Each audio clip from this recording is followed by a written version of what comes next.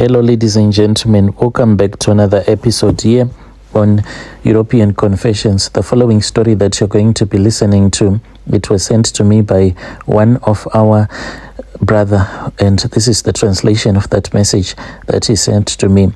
The translation reads like this: Hello, how are you? Can you please post my own story? And I am here to confess a sin that I committed, and I feel as if I am cursed. It has cursed me, and I don't know if God will be able to deliver me. They say that there is redemption, but as for me, there is no redemption song that can be sung for me. I come from a very small village in Zim, where I grew up very poor, always hungry for a better life. I watched others around us as they were living comfortably. But as for my family, every day was a struggle. I dreamed of escaping the shackles of poverty, of living a life of wealth and power. My desperation was a seed, and in time, it grew into a dark desire. And this thing of working for people and then they do not pay you, that can drive a man to do these Ukuthwala rituals. So my father, he came from Lawayo. My father and my mother, they had fought so much. So I then went and I started staying with my father. The problem was that my father was married again, and the woman that he was staying with, that woman, she was very cruel and evil-hearted. She did not like me. Little did I know that this woman, she was already using charms on me. I was just innocent at that time. I don't know why she chose to use charms on me, because I was not there to take the house. I was not there to fight with her son. I was just there because I needed a place of safety so that I can find a job. The problem with the place where we were staying with my mom was that my mom's relatives, they were too poor. So that was why I had gone to Bulawayo in search of my father. He was excited and he was happy that his son was there with him. But my father's wife, she did not like me there.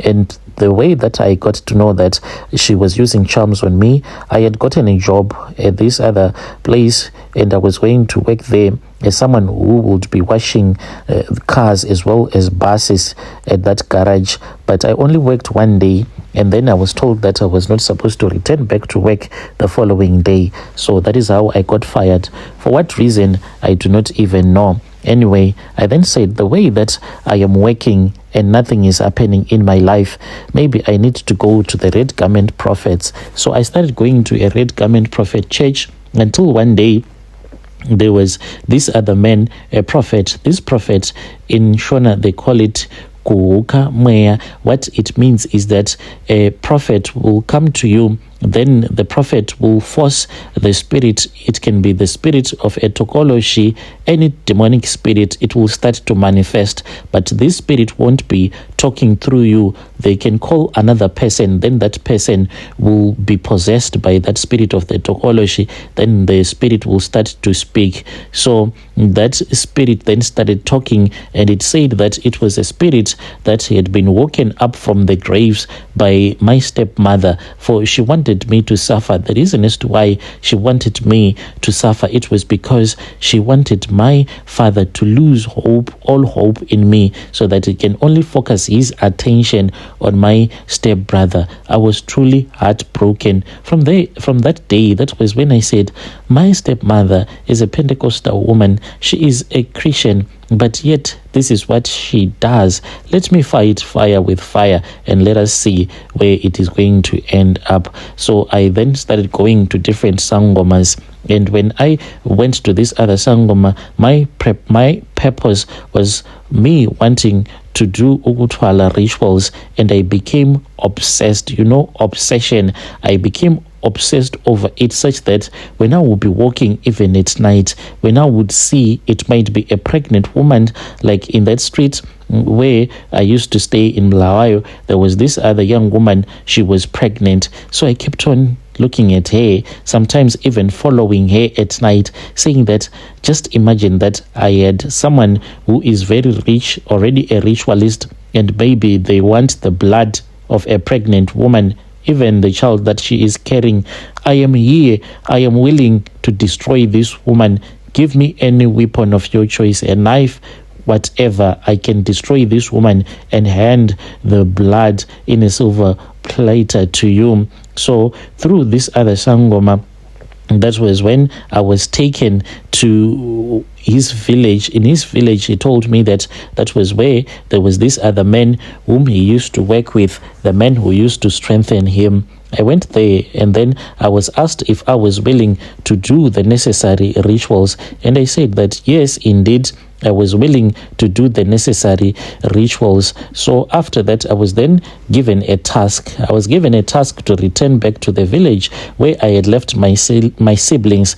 I returned back to the village. And then my young brother, he was waiting for me. He had always looked up to me, trusting me with his life. As I watched him, knowing that I was going to be the one who was going to end his life, my heart was full of pain. I had been given some charms. These charms, I was supposed to mix it with warm water. And after that, I had to keep that warm water either at a graveyard or near a grave. That was what I had done. I had taken an empty 2-liter Coca-Cola bottle and mixed everything, and at night when everyone was fast asleep, I went to the graves and I left that bottle there. So after a couple of days, I then told my young brother that we needed to go hunting together. And when we were in the forest, that was when I gave him the water to drink. So he said that he was not that thirsty. I still remember him looking at me and he said, "Dear brother, you have been forcing me to drink this water,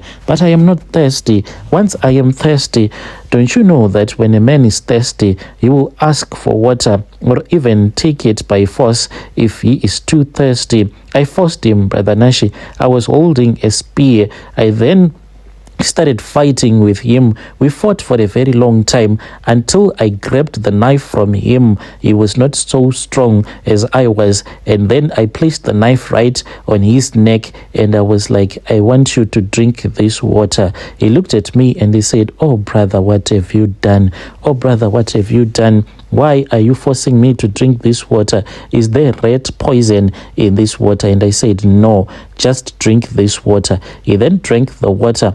After that, he collapsed. Brother Nashi, I was shocked because I saw that Sangoma, he just appeared from nowhere. This Sangoma, he was high up in the trees and he told me that I had done a great job. He climbed down the tree and then he came to the place where my young brother had fainted, and then he just made a small cut on his arm, and then he collected the blood, and then he cut me as well, and he mixed my brother's blood with my own blood. And from there on, that was when that man started doing some rituals on my brother as he was lying on the ground, and then he woke up. When he woke up, he could not even remember what had happened. We then returned back home. He kept on asking me, why is it he had a wound on his right arm?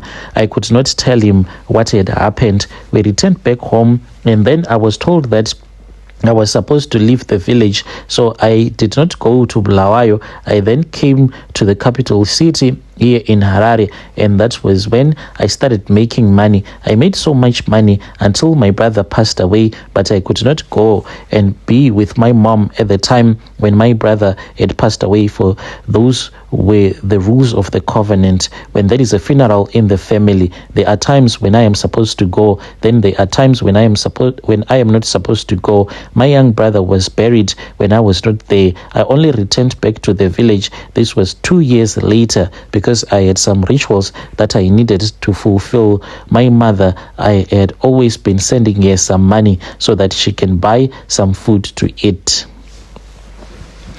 Dear listeners, right there was a message that was sent to me by one of our brother. That was the translation of the message that he sent to me. Strange things indeed, they do happen in this world.